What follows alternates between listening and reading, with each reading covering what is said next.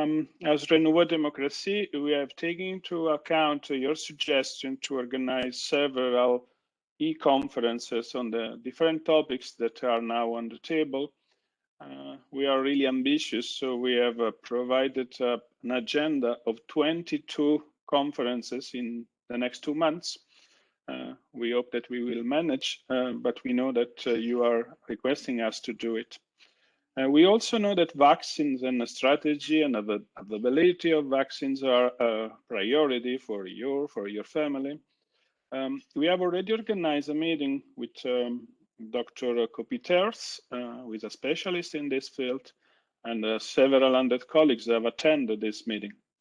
And we thank you all for that and your support, even after when the video has been published. During this meeting and after the meeting, many questions were raised more at the political or I would say strategical level. Is really European Union and especially the Commission so guilty for this scarcity of vaccines? Have we failed, being the Commission, having at our disposal the best possible legal service to get good results during the negotiation? Are the contracts signed by the Commission so bad towards the results got in the United States, United Kingdom, Israel? Are our colleagues in charge of this file incompetent, like some have pretended to, especially in Italy, accusing our colleague Sandra Gallina not to be a specialist in this field? All these questions were raised, and we were wondering who could be best answer to these concerns. I work in the research department, and my colleagues were totally upset to be accused by their neighbors that our research program were not able to provide Europe with good vaccines in due time, and they have been accused to be not helpful. And we all know that if the message spread is the European Union and the Commission is not helpful facing a pandemic, then the question if it is worth it to support us and to stand for us is clearly on the table. And then we were just looking around, and I came across an article published in Corriere della Sera by our former colleague and former Director General, Fabio COLASANTI.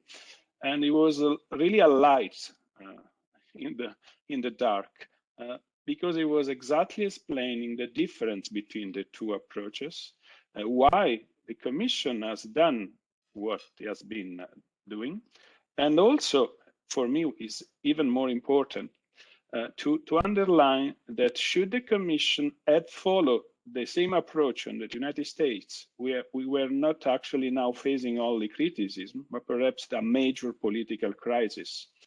I just wanted to recall what is put on the article when it comes to describe what has been done in the United States for selecting the project to be financed in this contest.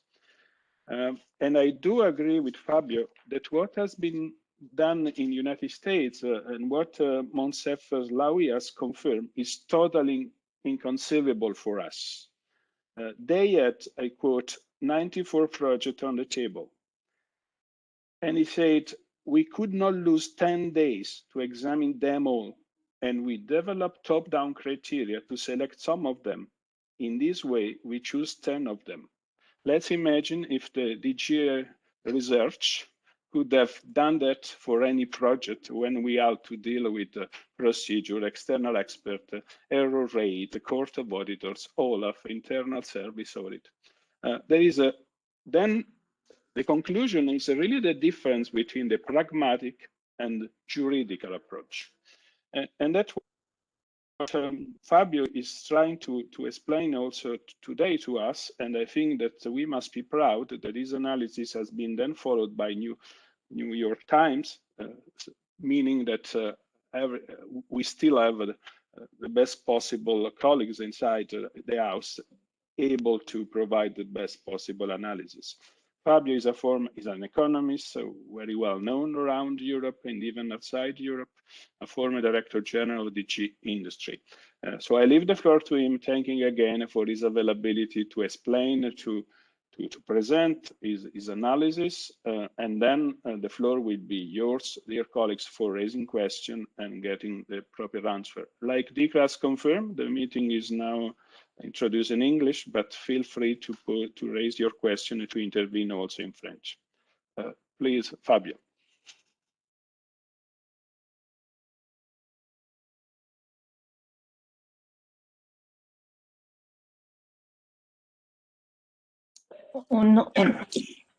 Thanks for the invitation.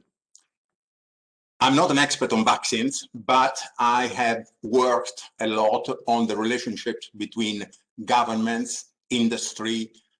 I have a certain familiarity with institutional arrangements. And this is the angle through which I've looked at this matter that has been discussed over and over in the press, reaching, in my view, wrong conclusions. I'll tell you right away what is my thesis, what is my analysis. First, I consider that the assessment of the European performance is not quite right. The results obtained by the European Union are among the best in the world. The real problem that we have is that the industrialized countries have managed to get hold of the majority of the vaccines that are available now, and the rest of the world will have to wait a long time before they will start to be able to vaccinate themselves. But still, it is a fact, it's obvious, that the United States and the United Kingdom, plus a few small countries that I'll mention later if someone is interested, but essentially United States and the United Kingdom have done much better than us.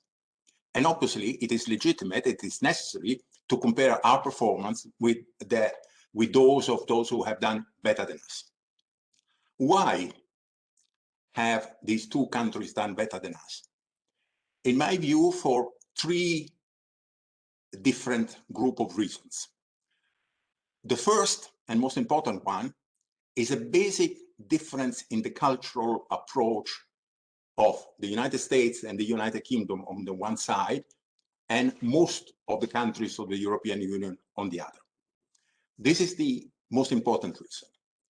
Then there are some reasons that are institutional, that are linked to the fact that when you are a bloc of 27 countries, you must have certain internal rules that complicate the matter additionally. And finally, there are some not that important, but still not negligible, objective differences we can do nothing about. And so we have to recognize that they exist, but they are a fact of life.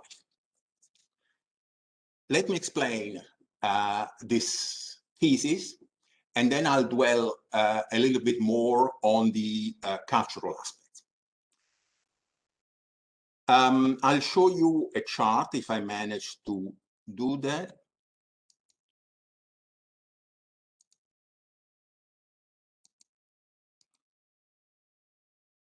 This comes from a website that has become familiar to many of you, called Our World in Data, that is considered a reference for the number of shots, number of jabs that have been inoculated in the world. And as you will have read in the press, there is this exceptional result obtained by Israel. There is the United Kingdom that is doing well. Then you see Chile, United States, Bahrain, Serbia, and then you have a block of countries, and in the rest, the European Union is doing much better than Switzerland, than Argentina, Brazil, India, Russia, and China.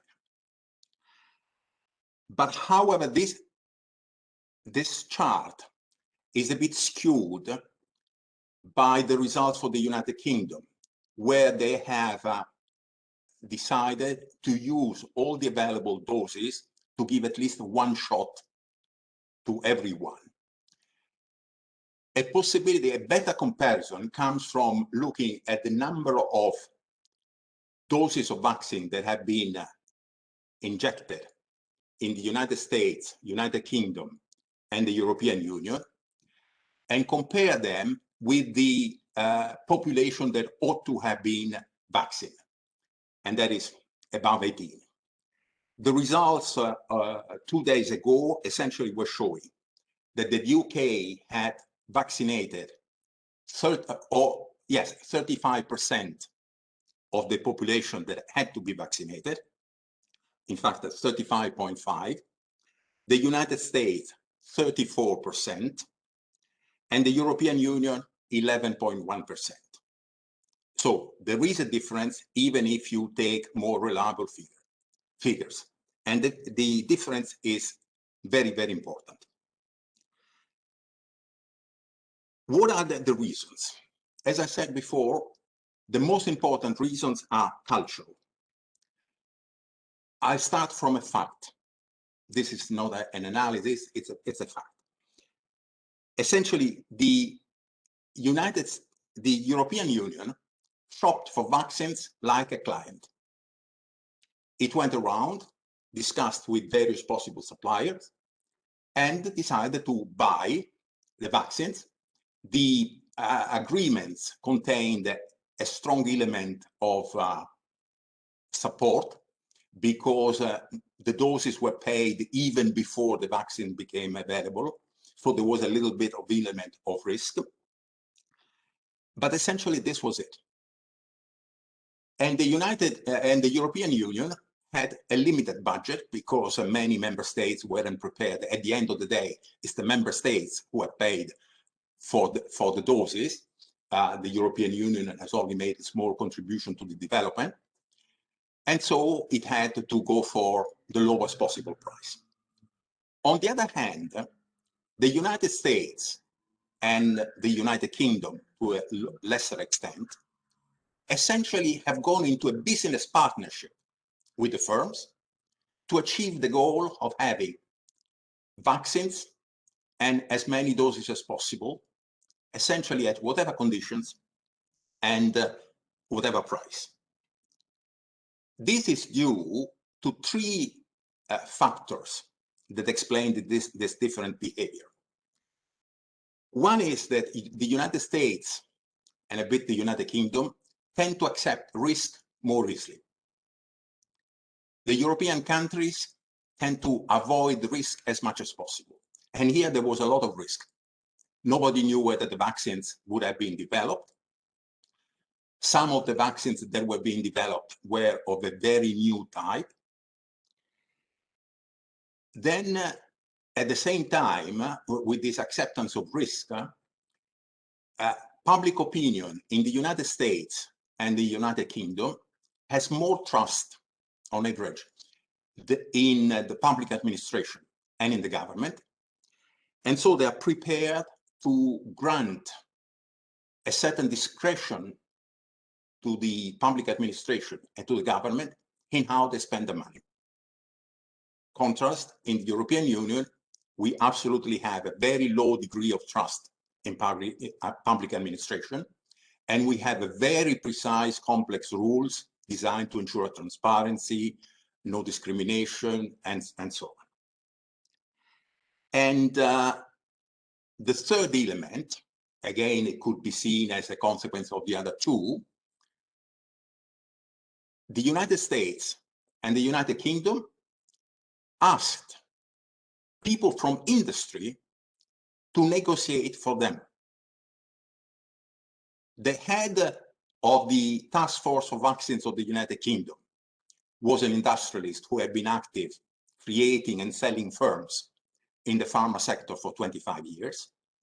And the head of the similar organization in the United Kingdom was a top researcher, had been before a top researcher in one of the big pharma firms. For the European Union, this is inconceivable. So the European Union has used top officials from the ministries and from the European Commission who have brought their culture, and they've done the best under the conditions.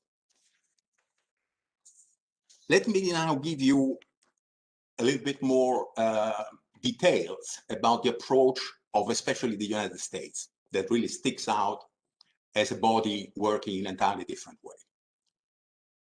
This difference that we are now seeing in the case of the development and purchase of vaccines is just an example of a long story.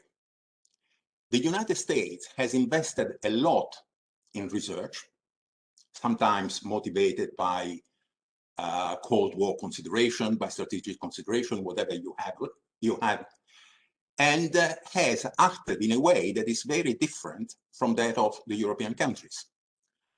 A few years ago, a very good book came out by Marianna Mazzucato, The Entrepreneurial State, where she was essentially trying to show, and she was absolutely right, that most of the achievement of industry today, most of the achievements of Silicon Valley, really were just applications of big investments in basic research done by the American state. But in describing how these results were obtained, she describes very well how the United States have been working. And essentially, the way in which the United States had been working, and this is something that everyone who has been working in research in the European Commission can appreciate, essentially has been this. A goal had been identified, an ad hoc organization had been set up to achieve the goal, a lot of money had been put on the table, the direction of this organization had been given to a scientist with good managerial capacities, really top-level scientists and top-level managers. And these directors were given absolute leeway to do whatever they felt was necessary to achieve the goal. Essentially, these people haven't run the open competitions we are familiar with in the European Union. They just sat around the table with industry and with research laboratories, discussed the matter, and then finally decided, you do this, you investigate this, you do research in this other area. And they have been conducting regular meetings to follow how things were going. And very often, as in research it happens, they were coming to the conclusion that a certain line of research was leading nowhere. And they simply said, you were doing this, you've done a great job, but this leads nowhere. We stop everything. We don't spend any more money on this. And we redirect the money to the research that somebody else is doing. Imagine doing that in the European Union or in any of our member states. Then the United States had another advantage. About 15 years ago, they created one of these organizations called BARDA, Biomedical Advanced Research Development Authority. And this company has been financing for 15 years the production of not urgent, not absolutely necessary vaccines, only to keep busy a network of industries, laboratories, and other contractors that could produce the vaccines. And very often, all the vaccines that have been produced in a small number, a few million doses, frozen, and moved on. So essentially, the United States have been investing in 15 years just to keep a capacity to produce vaccines. This allowed them to start discussing with industry already in February 2020, at the very beginning of the epidemic, and they were building on something. They already had a working relationship with these firms. And so they started financing heavily research in all possible directions. Then in May, they set up a special ad hoc operation, May. The United Kingdom had done it in April, and created an organization called Warp Speed from science fiction movies.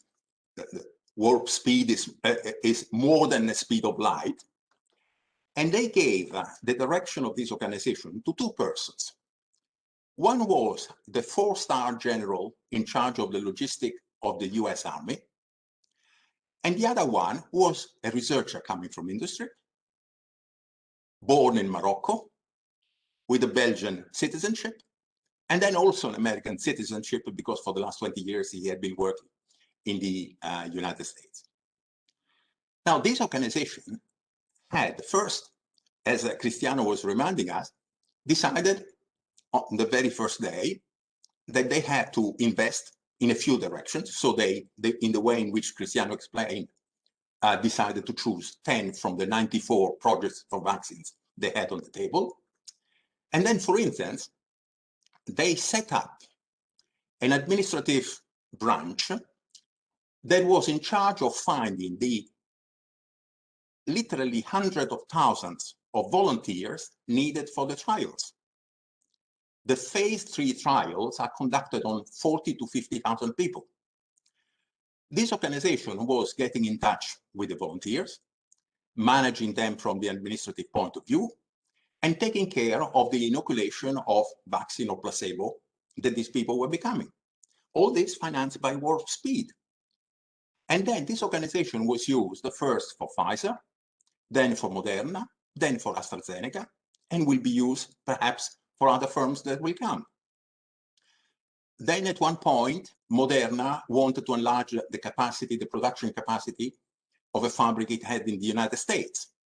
But for this, it needed to organize a special transport to move these enormous machineries from the supplier to the fabric. This is a so-called special transport that we cross sometimes on the motorways. Warp Speed stepped in and said, no, don't bother. They sent cargoes from the American Army, and the cargoes transported machinery for Moderna. Then there was in Baltimore a company called Emergent Biosolutions. It also wanted to expand its capacity, but it needed some machinery, it needed some pieces, and this was slow in coming. Warp Speed stepped in.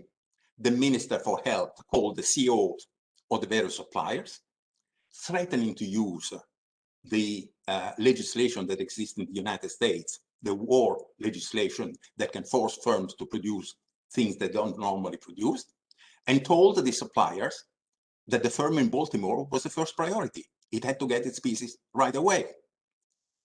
Then recently, Moderna wanted to organize strike a deal with Merck so that Merck could produce the Moderna vaccine.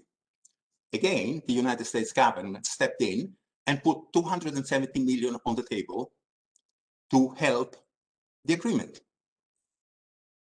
The European Union has spent, before the latest batch of contracts, by January, it had spent 2.7 billion euros to support the development of vaccines and to buy them.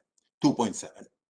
I don't know how much they spent in the last round, but if you take that plus the subsidies that some national governments have given, Germany in September gave some substantial help to BioNTech and CureVac, you come to the conclusion that Europeans, rounding the figure a bit, spent about 4 billion euros for the vaccines. Warp Speed spent $18 billion.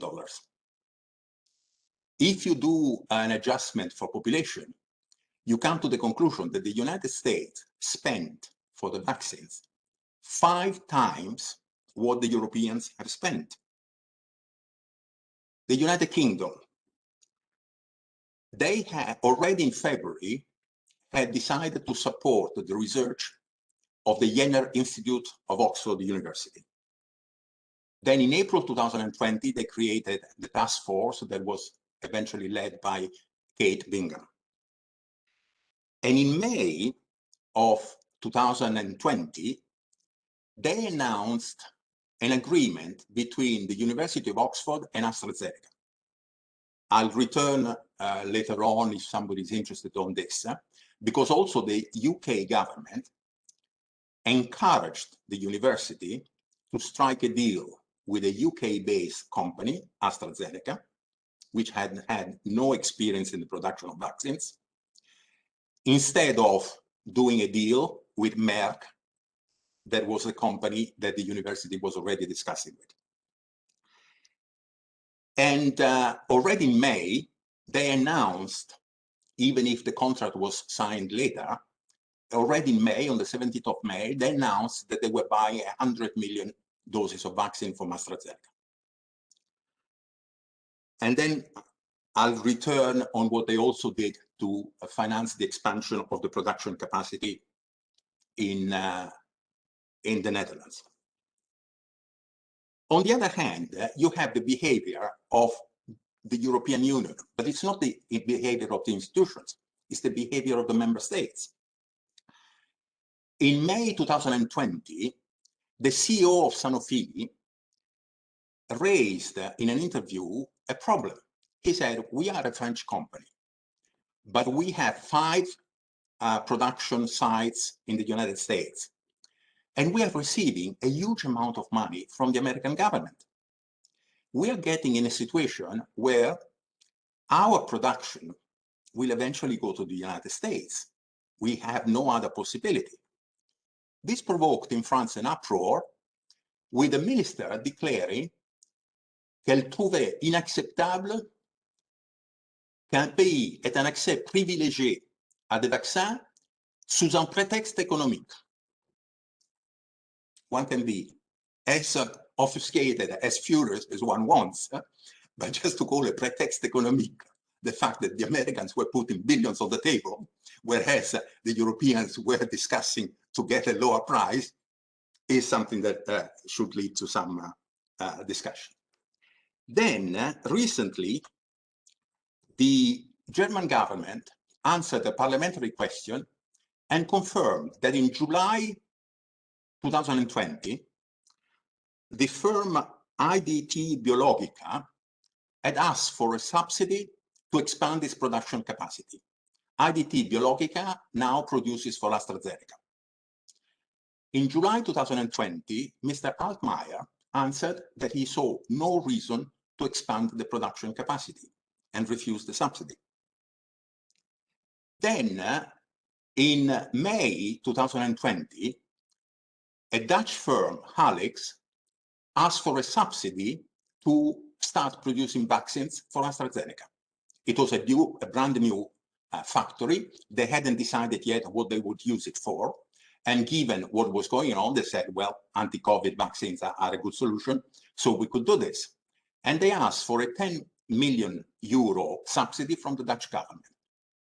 The Dutch government didn't say no. They thought a bit about that. Then they asked for additional information. And then they asked for a detailed industrial project. At that point, Halix said, thank you very much, but we found an investor that has invested 25 million in our project. And according to the Dutch state television, NOS, this investor was the UK government. And this leads again to the problem that we might discuss later of the AstraZeneca contract. Recently, in Germany, there was another interesting case. The Technical University of Braunschweig, plus a local firm, have developed not a vaccine, but possibly a cure for COVID. And they've reached the point where they would like to test it. To test it takes a lot of money, and they ask for a subsidy. And the government, so far, hasn't reacted. And the news was reported because one member of the Bundestag was furious and was furious against the government for not taking a position on this, while there were Chinese investors that apparently were interested. The only strong contribution that we've seen in Europe from a government was were the 2 subsidies given by the German government to BioNTech in September 2020, 375 million, and to CureVac, 250. So this shows the entirely different approach and how it is difficult for us to replicate it. Is it conceivable that our ministries or the European Commission could have asked somebody from industry to negotiate the contract? Is it conceivable that one could have been so large or so prepared to intervene whenever there was a problem? Difficult. But then I move to the second problem, and that is, these are, if you want, the real European problems, but to a very large extent are a bit problems difficult to avoid. But still, something better could have been done. Initially, as you will remember, the European Union took absolutely the wrong approach to the procurement of protective material and so on. There were, you remember the stories of masks, the access to masks. Here, the European Commission stepped in very well and defended the integrity of the internal market and forced the governments that initially had introduced some restriction to put an end to them. But it took some time to start thinking about doing something in a collective way. Initially, 4 countries had taken the lead: Germany, France, Italy, and the Netherlands.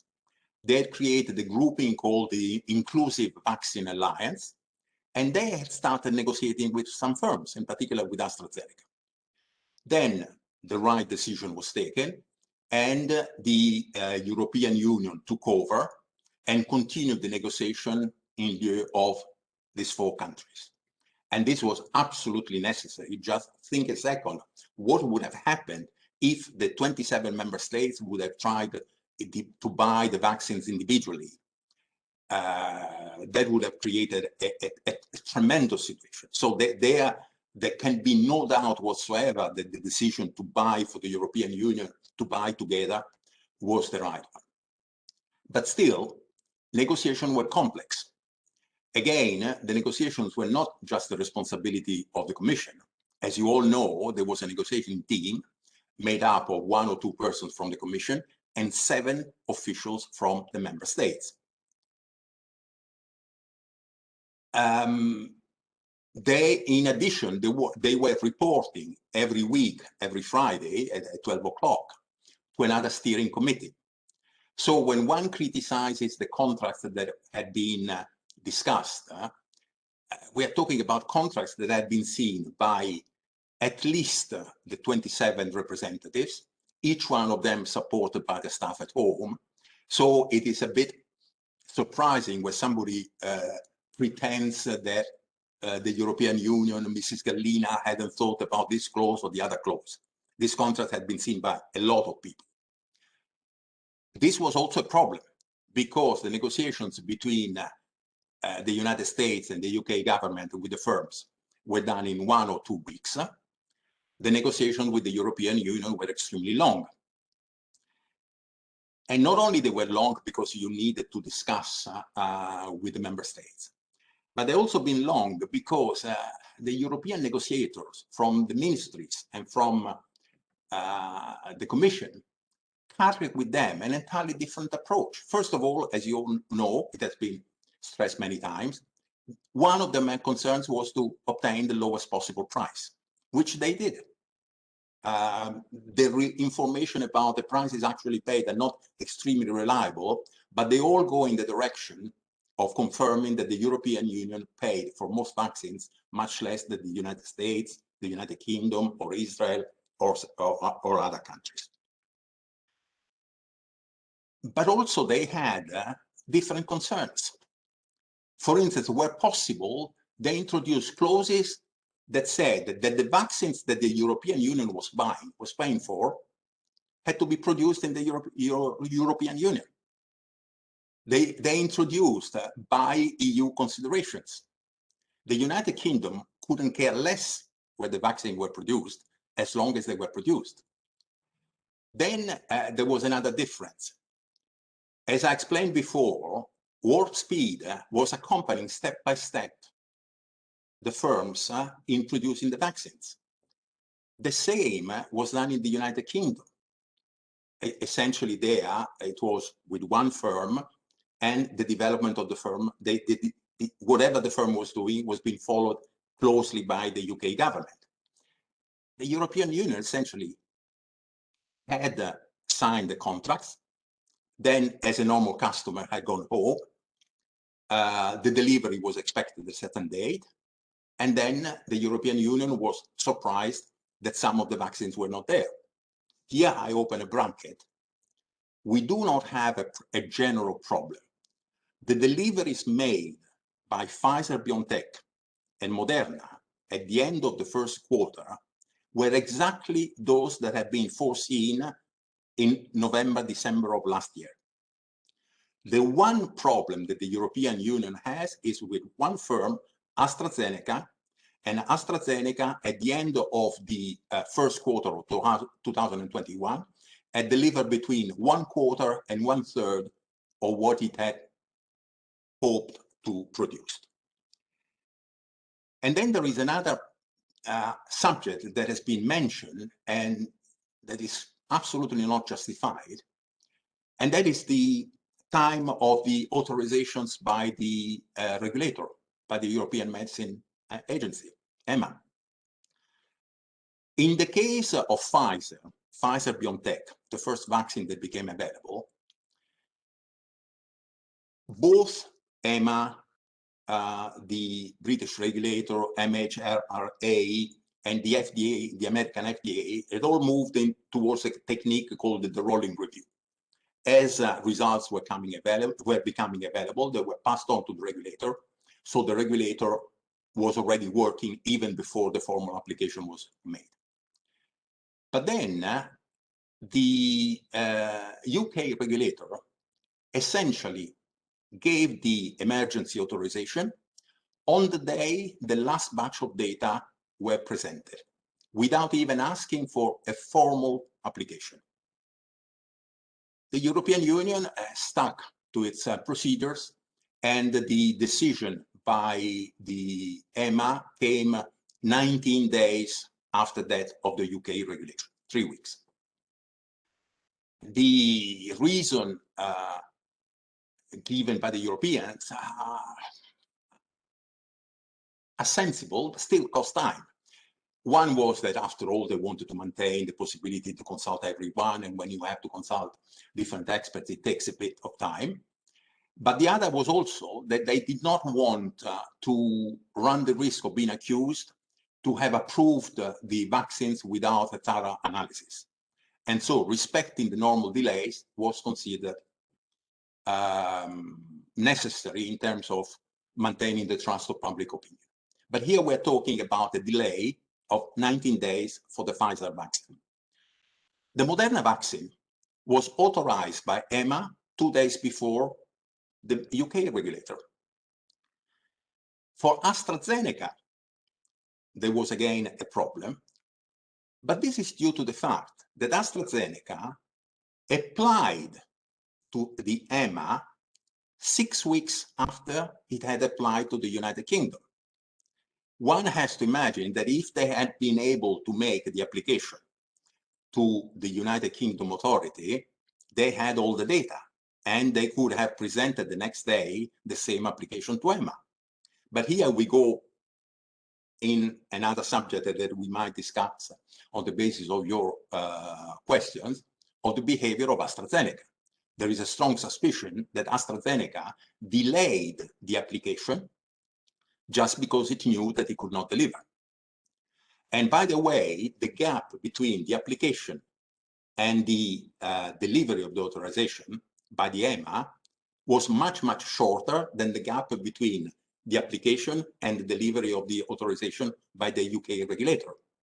So again, there, it is totally unjustified to pretend that a lot of time was wasted because of the time it took the EMA to grant the authorizations. Maybe it would have helped if the first and most followed authorization that for the Pfizer-BioNTech vaccine had been given by the EMA in 2 or 3 days instead of 19. But this is a minor point. And finally, I conclude and stop my introduction, just quoting one external reason that has been mentioned in a number of analyses, which is true, but which is something that we can do nothing about. And that is that there are differences between the legal system of the various countries and in the legislation that rules certain areas. It appears that many firms use British law for contracts involving the deliveries of raw materials and various products. Also because the UK courts take decisions rapidly, and also because UK courts tend to interpret the contracts on the basis of the wording that has actually been used in and the contracts. So it would have protected better the European Union if its contract had been done under UK law. But how could one have imagined that in 2020, after Brexit, the European Union could have done a contract with a firm accepting the contract to be based on the UK legislation? It's a complex situation. How can you explain, how can you summarize what I've just told you in a couple of sound bites? How can you counter this perception that now is so widespread that the purchase of vaccines by the European Union was a catastrophe? So I stop here, and I look forward to your questions and to returning to many of the points that I've raised. Cristiano, many thanks, Fabio, for this really passionate explanation. I think that there are information that can really enlighten the situation like it is.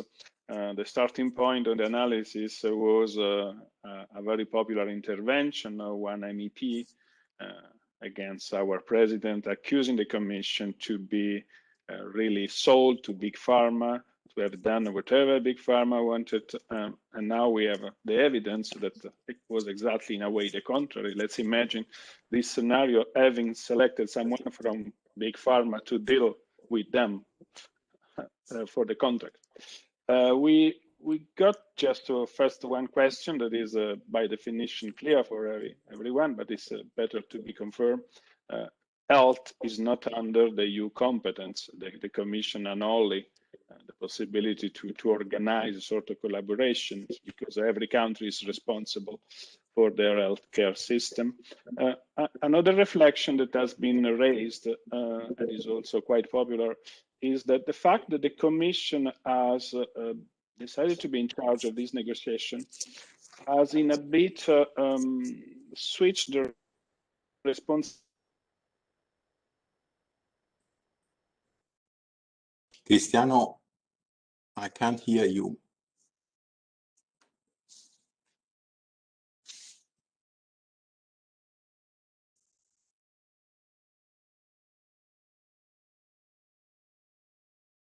Je pense qu'il va se reconnecter.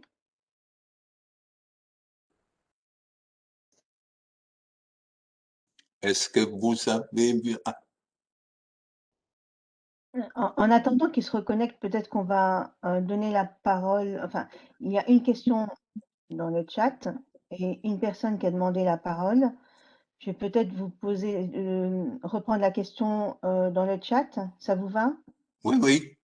D'accord. Alors, c'est de M. Carlson. Isn't the fact that health care isn't an EU competence also a problem in this situation? Every country is responsible for their healthcare system. Yeah, but this is not the issue here. Every country is responsible for its own health system, and the European Union has no responsibility for health at all. The powers it has in the treaties are very limited. But here, it had been decided on the basis of a legal instrument that had been proposed by the Commission in 2014 and adopted in 2016, that the European Union would lead the negotiations to buy together vaccines from a certain number of firms. And this was absolutely right, and nobody can criticize this. The question is, has the European Union made some technical errors in these contracts? And I should be saying the European Union plus the member states that were at the table with the European Union. And my answer is no. I should be saying something more. The fact that we arrived late, as I said before, was due to the fact that we are 27 and we had to get agreement to work together. I reminded you that initially it was only 4 countries that wanted to buy. Finally, it was decided to move and do it at 27. But the decision to do it in 27 was taken in June 2020. By June 2020, the United States and the United Kingdom had already secured their contracts. So when the European Union started negotiating the contracts, there were already some templates because there were already so many contracts that had been agreed, and firms knew more or less what they could expect and not to expect. A lot of people have said that the European Union should have insisted on binding dates for the deliveries. First, that did not make much sense because we are talking about products that when the contracts were signed, one did not even know would one day exist, and no one had ever produced in big quantities. So there was a big uncertainty. And as far as we know, in no contract done with the United States, with the United Kingdom, or anyone else, there are binding dates for the deliveries. The problem is that the question was never to have binding dates for the deliveries with penalties for failure to respect the deliveries. What all countries, pragmatic countries, did was to make sure that there would be no delays. It was not a question of finding a way of being reimbursed in 2 years' time if there is a delay. No, in the situation in which we were, the main goal should have been to avoid delays, whatever the cost.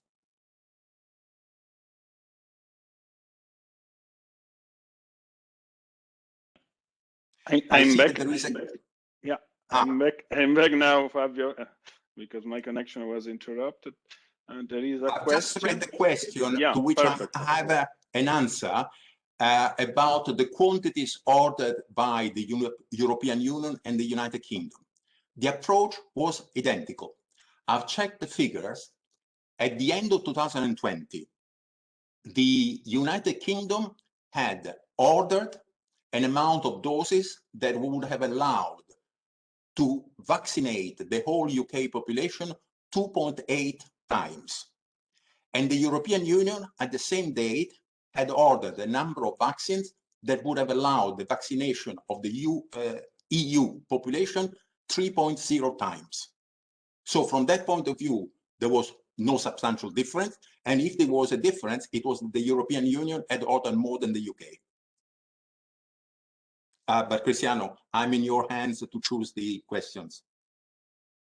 Oh, I see that Peter Zangel would like to say something. Yeah, can allow him to intervene, no problem. Yeah, no problem. Go ahead. Yes, Peter. Cristiano, si tu permets, il y a une madame Mariscal qui a demandé la parole. Je lui donne la parole. Oui, bien sûr. Alors, je vous ai envoyé la demande, il faut l'accepter. Ça y est, j'ai accepté. Voilà. Ça fonctionne? Il parle maintenant? C'est madame Maréchal, là. Ça fonctionne tous les deux maintenant. Oui. Cécile Maréchal, donc DG Recherche. J'ai deux questions. Monsieur Colasanti, vous mettez en évidence le fait que la Commission européenne n'a pas assez agi en tant que partenaire vis-à-vis des industries, des firmes pharmaceutiques, etc. J'ai entendu hier ou avant-hier le commissaire Breton dire qu'il y avait 52 manufactures de vaccins en Europe. Est-ce qu'il est encore temps de changer ou d'améliorer la politique européenne en cette matière, de rétablir l'autonomie manufacturière pour produire des vaccins? Est-ce qu'on peut encore renforcer tout ça? Et ma deuxième question, c'est que pensez-vous de la question de la licence d'office? Parce que certaines voix s'élèvent en disant que la licence d'office ou l'abandon, en tout cas le partage de tout ce qui est droit de propriété industrielle et intellectuelle pourrait aider à produire davantage de vaccins, et notamment pour le monde entier. Alors, sur la première question, c'est que M. Breton est en train de faire. Je peux répondre. Sur la première question, c'est que M. Breton est en train de faire est absolument vital. Et certains États membres ont commencé à aller dans la même direction, notamment le gouvernement allemand et même le gouvernement italien. Mais c'est quelque chose qu'on aurait dû faire en août-septembre 2020. C'est quelque chose qu'on aurait dû faire presque en même temps que les contrats ou tout de suite après les contrats. là, c'est la grosse différence. Qu'il y avait un problème, qu'il y aurait pu y avoir un problème à ce niveau, les États membres de l'Union européenne l'ont découvert en janvier-février lorsqu'on s'est rendu compte que les doses n'arrivaient pas. La question des brevets est plus compliquée, mais il y a 2-3 choses à dire. Il y a actuellement, j'ai regardé les chiffres de l'Organisation mondiale pour la santé, 268 projets de vaccins en cours de développement, dont 84 sont déjà à la phase des essais cliniques. Donc, probablement en 2022, nous serons dans une situation où nous aurons 10, 15, même 20 vaccins sur le marché, et probablement les vaccins qui en 2022 seront disponibles, seront considérés les meilleurs, les plus intéressants, ne seront pas nécessairement les vaccins que nous connaissons maintenant. Maintenant, intervenir sur les brevets de façon forcée signifie bloquer tout cet effort. C'est quelque chose au lieu de 260 projets, on se retrouverait avec 20 ou 30 vaccins, ceux qui sont les plus avancés. Mais, à court terme, les problèmes des vaccins ne résout rien. Même il y a un certain nombre d'accords qui sont en train de se faire, hein, et notamment Pfizer-BioNTech a déjà fait un accord avec Sanofi, et ils sont en train de négocier avec une dizaine d'autres entreprises. Mais entre le moment où on négocie l'accord et le moment où la production commence, il faut attendre 5, 6, 7 mois. Nous sommes dans une situation où probablement nous serons dans une situation de pénurie de vaccins encore ce mois-ci, le mois de mai, mais normalement, toutes les prévisions sont qu'à partir du mois de juin, les pays européens n'auront plus de pénurie de vaccins. Les contraintes viendront de la capacité d'organiser les vaccinations à l'intérieur de chaque pays. Donc, la question des brevets n'a aucune influence sur les discussions actuelles. La question des brevets pourrait se poser, mais en 2022, 2023, 2024, lorsqu'on sera dans une situation stabilisée, on saura qu'il y a 3-4 vaccins qui sont vraiment la réponse, et nous ne savons pas encore quels seront. Et à ce moment-là, il faudra se poser la question si on peut organiser la production de ces vaccins partout dans le monde à un prix raisonnable, ou s'il faut intervenir sur le brevet. Mais pour les discussions actuelles, la question des brevets n'a pas d'importance. Merci Fabio. Il y avait Peter Zangel qui voulait intervenir. Peter, you have the floor. C'est à moi maintenant. Je n'ai pas entendu ce qui vient de se dire parce que j'ai dû couper mon haut-parleur parce que je ne pouvais plus couper le micro parce que vous me l'avez donné.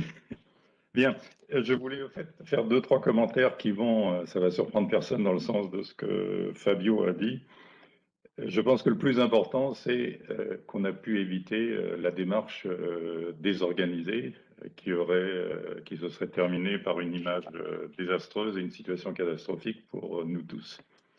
Sur la différence culturelle, je voulais rappeler qu'effectivement, quand on finance de la recherche, ce que j'ai fait avec Fabio pendant de nombreuses années, on a 3 maîtres mots qui sont, comme vous le savez tous, des mots anglais: accountability, taxpayer money, value for money, et on s'y rajoute monitoring.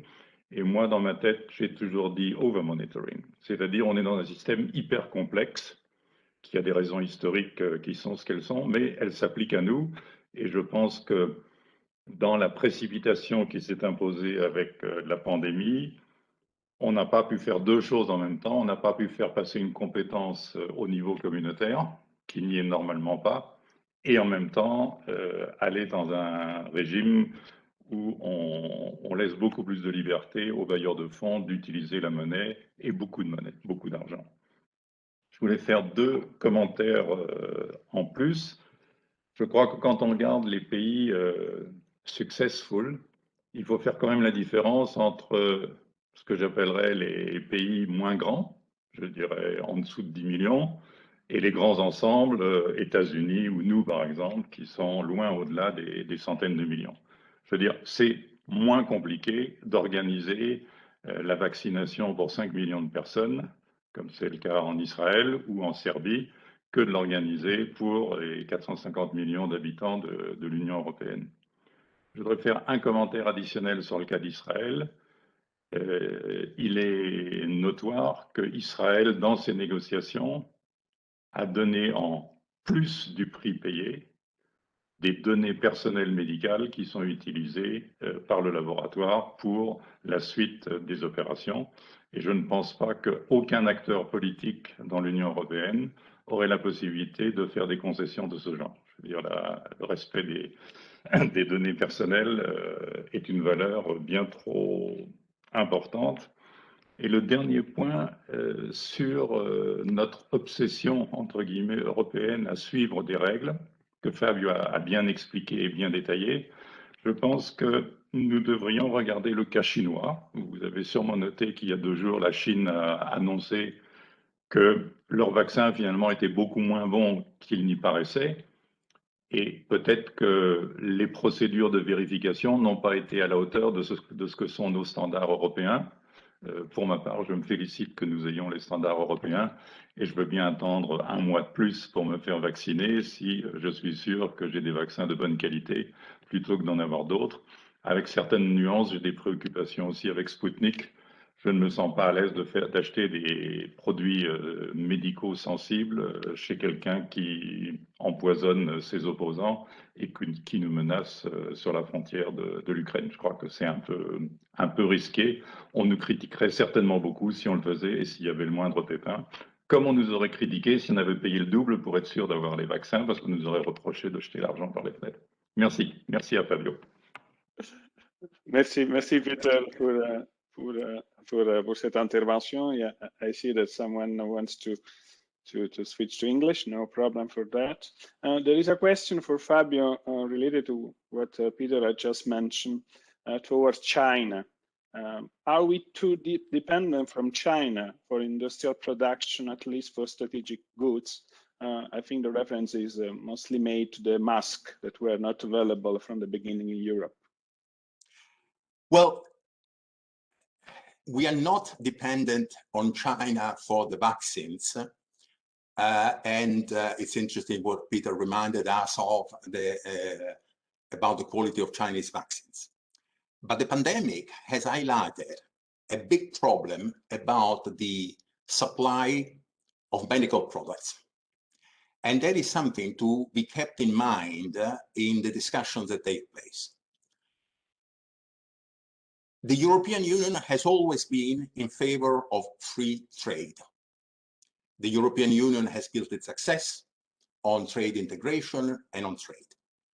But when it comes to medical products of all kinds, from personal protective equipment to medicines to vaccines, the situation is much more delicate. We are talking now about 4 vaccines: Johnson & Johnson, AstraZeneca, Moderna, Pfizer, BioNTech. These 4 vaccines are produced in only 6 countries: United States, United Kingdom, Germany, Holland, Belgium, and Switzerland. And AstraZeneca is now also produced in India. Now, can you imagine the responsibility that these 6 countries have vis-à-vis the rest of the world? Can we really say that even the fragile parts of the population in Argentina, in Australia, in Japan, in Canada, have to wait to get a vaccine until everybody has been vaccinated in these 6 countries? So the question of the free trade in medical products is extremely important. And the European Union has always been fighting for this. By the way, the United States have blocked their exports at the time of Donald Trump. Recently, there was a chart on the Financial Times that was showing that the United Kingdom had not exported anything, but essentially there is just one firm, AstraZeneca, that has an agreement that we might discuss later.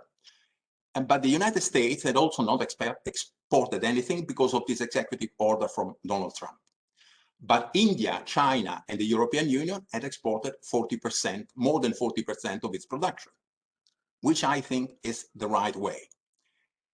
And we, the European Union, have been asking the Biden administration to finally cancel the executive order by Donald Trump. And Joe Biden has not done it until now because he has set so much on a speedy vaccination, on his goal of achieving 200 million vaccinations in his first 100 days as president, that he has not done it yet. So how does the export restrictions of the European Union fit into this? I find that they are an error. That is something that should not have been done. And in fact, so far, since January 31st, when this measure was introduced, it has only been applied once in a symbolic way by Italy for the export of 250,000 doses to Australia. But we clearly have a serious problem with AstraZeneca. I feel that AstraZeneca is not respecting its contract, but you don't throw away fundamental principles of your policy just to solve a commercial problem with one firm. Thank you. We just lost your video. Now you are back. Good. We have several questions. Some colleagues are confirming what Peter had just mentioned. Israel has paid 4 times the price for Pfizer, and he has disclosed personal information.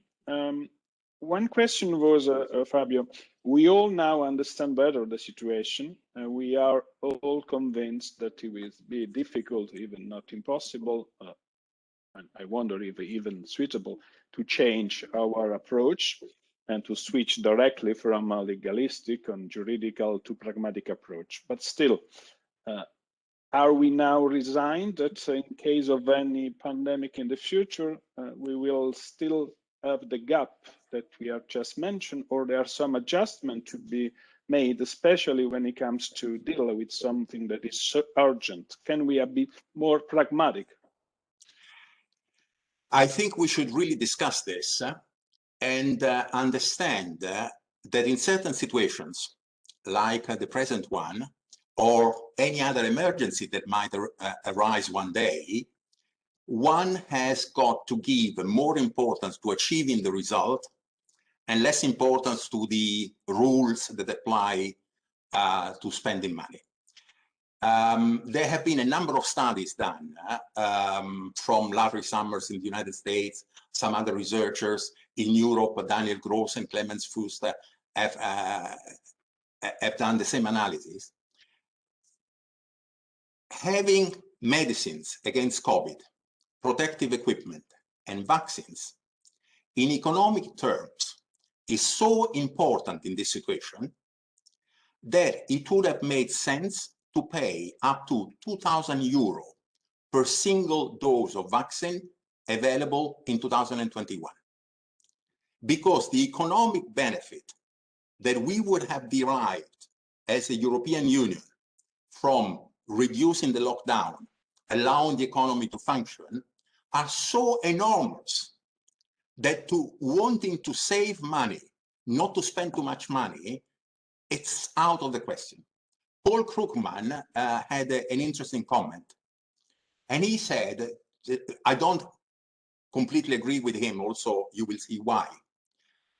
He wrote that the European Union is unable, the European Union, the citizens of the European Union are unable to accept that somebody might get away with something. And he made an analysis that in my view, a comparison that in my view is not quite correct. He said during the Greek crisis, Europeans could not accept that public sector employees in Greece might get away with some advantages.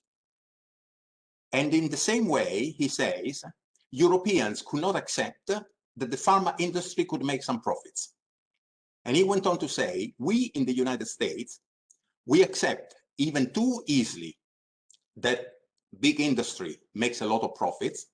But in this case, the profits that the pharma industry has made were in our interest. We are now better off because of the fact that the US government has spent so much money on everything that could help than we would have been if we had tried to curb the profits of the pharma industry. No, Oren Wolf is totally agreeing with you on this analysis. It's good to know. There is another question.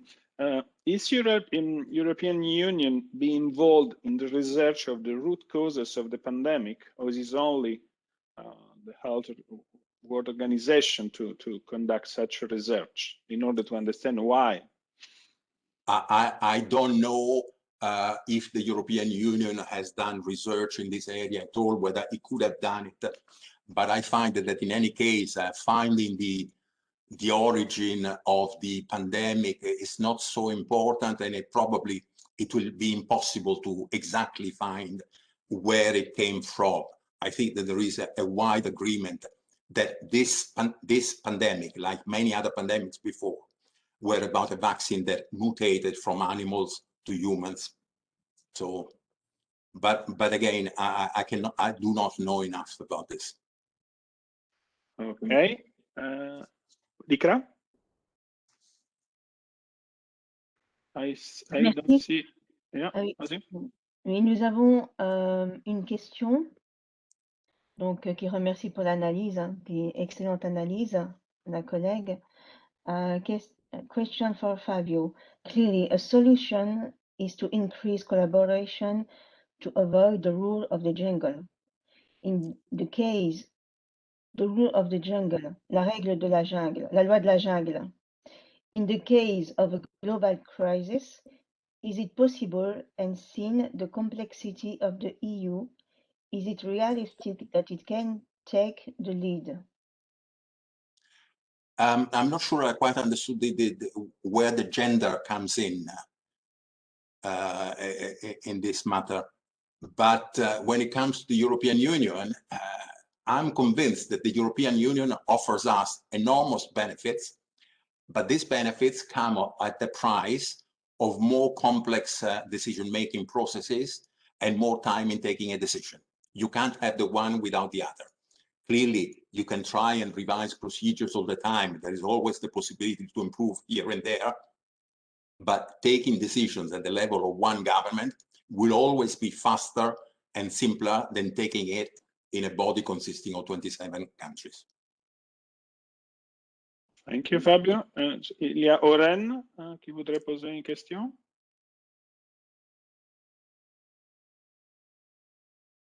Oren.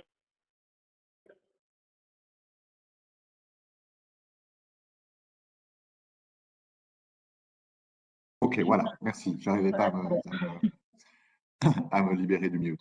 Merci beaucoup pour cette excellente analyse.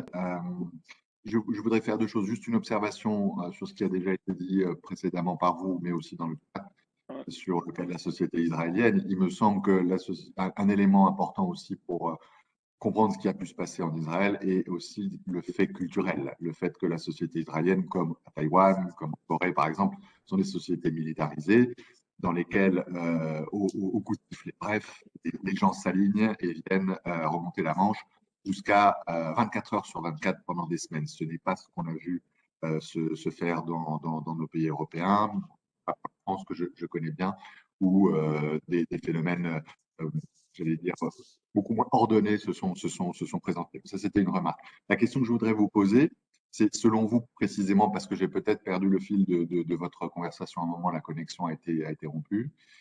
Quelle aurait été, selon vous, l'Union européenne, ce que la Commission, plus exactement, aurait pu faire de mieux dans la phase de négociation qui a eu lieu pour cette question des vaccins, et quelles seraient les principales leçons à retenir pour une prochaine pandémie dont beaucoup de spécialistes nous affirment d'ores et déjà qu'il faut les prévoir dans les 10 à 15 prochaines années à venir.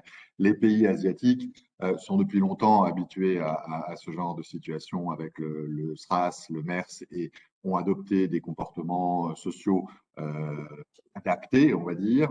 Mais qu'est-ce que nous, selon vous, et la Commission européenne pourrait faire de mieux, aurait pu faire de mieux, et pourriez comme leçon.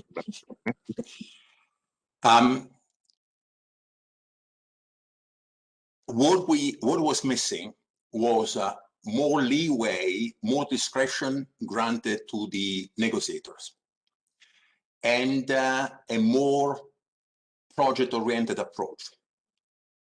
Now, this is all very well as general statements, but how can you achieve it in practice? The European Union, the European Commission has made a proposal to create an authority called HERA, H-E-R-A, that should a little bit replicate what BARDA is doing in the United States. My recommendation would be to give this agency a wide remit and allow this agency, in case of new emergencies that might arise, to act with much more freedom than other European agencies can. In other words, should, say, in 7 years' time, another epidemic appear, one should give a sort of very wide remit to HERA, say, HERA, find us vaccines or protections or whatever is needed against this, this risk. You have a budget, hopefully high enough, and you more or less spend it whichever way you feel it's correct. There will be transparencies, obligations always, but it cannot be that for every discussion, the negotiators have to go to their own smaller group, then wait the end of the week to discuss with the 27 member states, and then return the following week and discuss. And public opinion should accept that when you are in these situations, sometimes money is wasted. For instance, now in Italy, there is a strong discussion because when we discovered that we were in an emergency situation, a person was given the power to order masks from wherever he could find them, and the person spent 1.2 billion in buying masks. Now, the Italian judiciary is launching an inquiry because the quality of some of these masks was not good enough. This I find totally wrong, unacceptable. In a situation like this, you have to buy masks, and clearly, if you buy in a hurry, if you need them in quantities, there is a very good chance that probably you will be cheated on 20%, 30% of the orders. But this is a risk that you have to accept. And you can't have a situation where afterwards you have a court that attacks you judicially because some of the money that you spent was badly spent. If you have a situation like this, whatever you write on paper will never work because no one next time will take the risk of spending money rapidly if then the consequence is that the person could land in jail. Yeah. In Italy, we all know how difficult it is to sign everything for the public administration. There is a question for Fabio.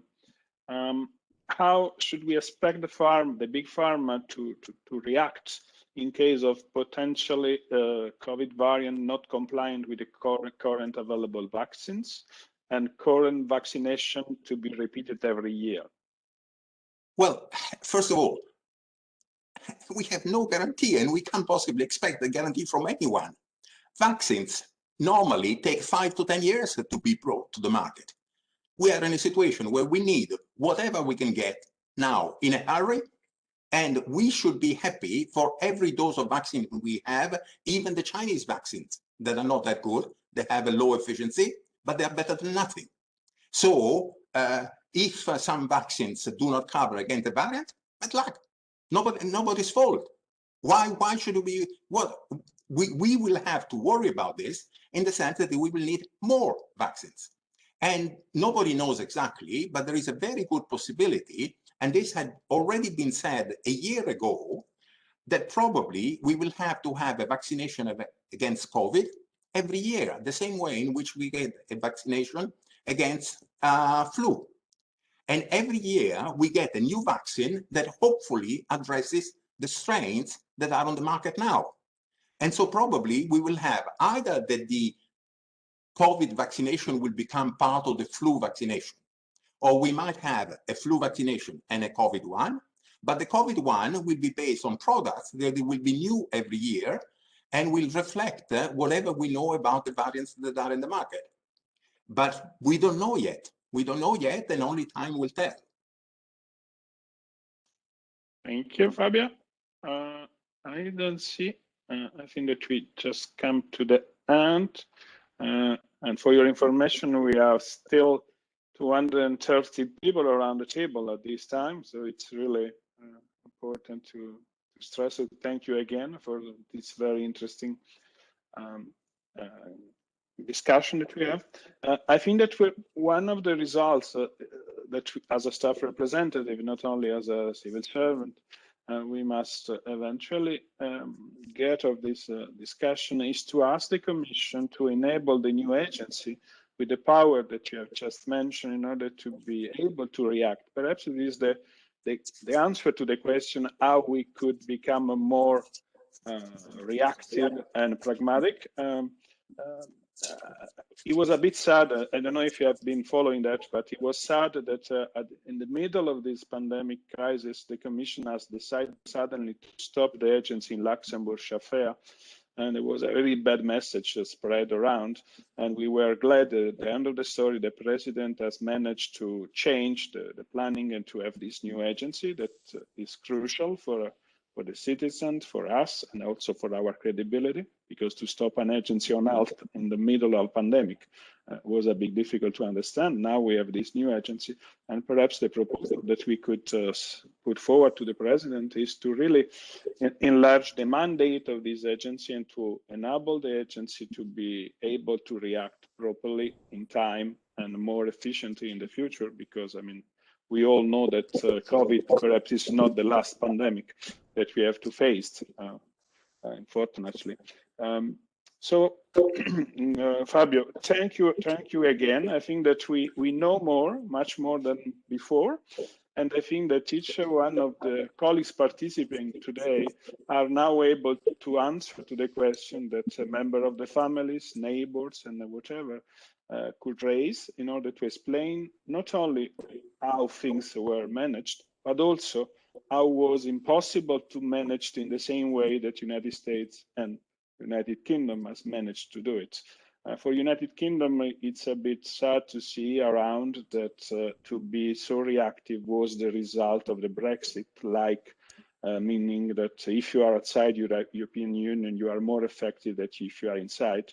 And like you have rightly mentioned, most of the decisions had been taken while United Kingdom was still in Europe. So it was not the result of the Brexit in no way.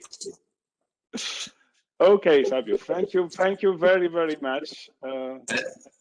Cristiano, many thanks to you, to Renouveau and Démocratie for the organization. You brought us together. Yeah, and keep in touch for any possible future events that could be helpful to organize. And thank you all the participants for the meeting. Will be registered and shared with all the colleagues that were not able to attend the meeting today. Thank you very much again.